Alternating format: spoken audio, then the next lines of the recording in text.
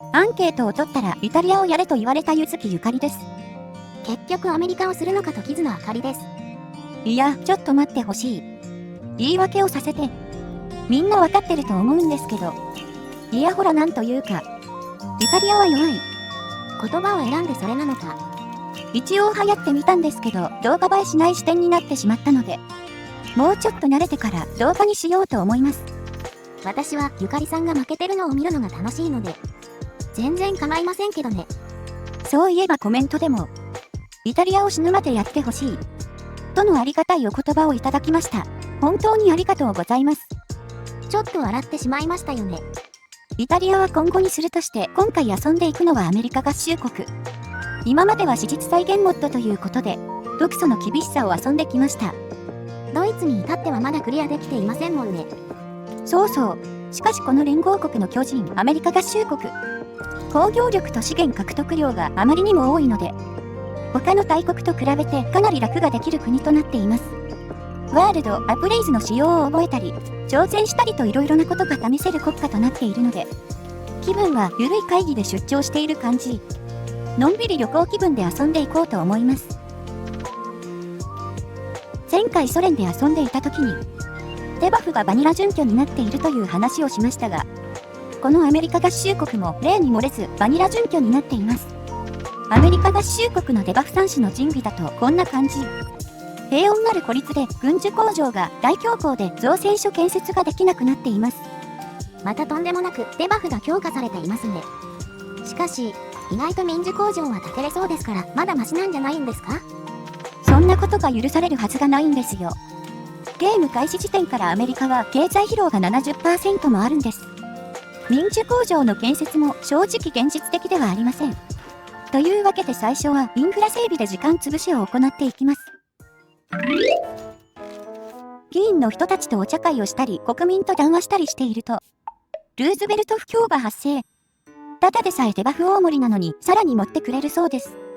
ルーズベルト不況ってバニラにありましたっけ？私初めて見ましたよ。私も日頃アメリカをプレイしないので詳しくないのですが、なかったような。ルーズベルト不況自体も知らなかったので調べてみたんですけど、大恐慌中に緊縮財政に踏み切ったことで不況が起きたらしいです。地獄が、さらに地獄と化すのか。大恐慌中の恐慌とかいうパワーワードが出てきて面白かったです。また一つ賢くなりましたね。のんびり内政をしていると日中戦争が勃発。世界がきな臭くなってきました。私たち合衆国も助けに行かなくては。正規軍が派遣できないのでレンドリースをしたいところなんですが、大恐慌の影響で生産が滞っているので送り装備がそもそもありません。何もしないのはかわいそうなので駐在武官だけ送ってあげます。本当にないよりますといった感じですね。あとは世界の帝国イギリスが何とかしてくれるはずです。アジアのことなんて知らん。いつも通りの1939年9月1日、ドイツがポーランドに侵攻し、第二次世界大戦が始まりました。しかしアメリカは相も変わらず戦争に関与できないので、することがありません。そういえば、アメリカはいろいろなことが試せると言っていましたけど、何をするか決めているんですか？私たちの仮想敵国は日独。日本は海軍主体での戦い、ドイツは陸軍中心の戦いになります。けど私海軍なんてほとんど触ったことないんですよね。このゲーム、海軍の優先度は低いですからね。ドイツは何もしなくてもソ連が倒してくれるのでいいんですけど、日本は海軍を操作しないと勝てません。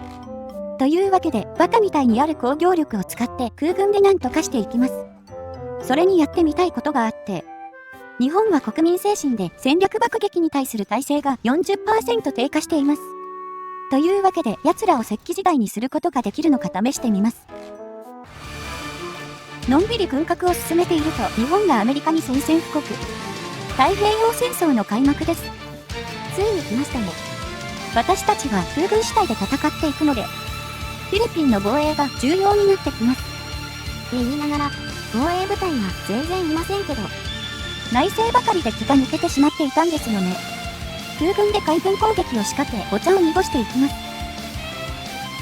とまあ制空権が取れないからと日本が諦めるはずもなく、普通に上陸されてしまいました。最悪4まで撤退して立て直しですかね。そうしたいのは山々なんですけど、このモッド本当によくできていて、初等部の空港建設に大幅な制限があるんです。例えばグアムの場合はレベル1止まりで100機しか展開できません。またフィリピンが陥落すると太平洋方面の戦線がかなり広くなってしまい面倒なので、増援を送ってなんとか死守していきます。年をまたいで1942年2月日米間初の大規模海戦が発生しました。結果は駆逐艦22隻を失う大敗北。さすが大日本帝国、かなり強いですね。こちらは潜水艦ばかり作っていたので旧式艦が多いんですけど、それは日本海軍も同じのはずで、最初は海軍ドクトリンの差だと思ったんですよね。まあけと違うみたいで、日本を見るとトラトラトラというバカみたいに強くなる国民精神がついていました。通軸国特有の開幕強化ですね。というわけで開幕はどうやっても勝てません。ある程度は戦いますが、基本は航空機で敵対軍を削っていきます。あの後、フィリピンの死守も成功し、空軍で海軍を削り続けていると、何も浮いてこなくなりました。全部航空機で沈めてしまったんですか？後で日本軍の情報を覗いてみたんですけど、輸送船の在庫が全くなかったので、陸軍が作戦を立てれないので海軍も動かないといった状況ですかね。輸送船がゼロって完全に海上封鎖じゃないですか。中国方面の敵軍はどうやって補給をつないでいるんですかね。全然わからん。欧州方面は完全に放置だったんですけど、さすがにソ連にベルリンを渡したくなかったので、欧州に上陸を仕掛けていきます。やろうとしていることがただの手軽泥棒ですよ。まあこの時にはソ連軍がベルリン前面まで来ていたので全然間に合わなかったんですけどね。ドイツに対してバフがあるので順調に進んでいるんですが、東部からの赤い津波が怖いですね。ただのホラー映像ですよこれ。さすがにドイツ軍も時間稼ぎしかできず、この後降伏してしまいました。次は戻って太平洋戦線。予定通り戦略爆撃機で日本を空襲し続けています。これ効果は出ているんですか？これもまた日本の中を後で見たんですけど、そもそも資源不足で歩兵銃しか生産できていなかったので、効果は微妙でしたね。戦略爆撃で経済疲労がたまる等の仕様変更がない限り、日本相手に使わなくてもいいのかなって感じですね。戦略爆撃がなくても積んでるって感じですか？もうさっさとインドを渡してしまいましょう。北九州に上陸したんですが敵軍が多く、全く進めないので原爆を投下。続けて小倉で投下。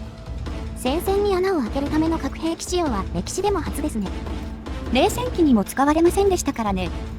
そして知らなかったんですが、日本は原爆が2発落ちると降伏するらしく、この後フェームが重くなり日本が降伏しました。私たちの勝利ですね。というわけで戦後社会、私たちアメリカ合衆国は勝利こそしましたが、世界の大半はコミンテルンの手に落ちたようです。鉄のカーテンが大西洋に敷かれていますね。世界の勢力分布がまんま小説1984みたいになっていて、少し嬉しかったです。というわけでファシストどもを滅ぼしたところで今回はここまで。次回以降もホイホーな動画を上げていこうと思いますので、チャンネル登録していただいて次回以降も見ていただけると嬉しいです。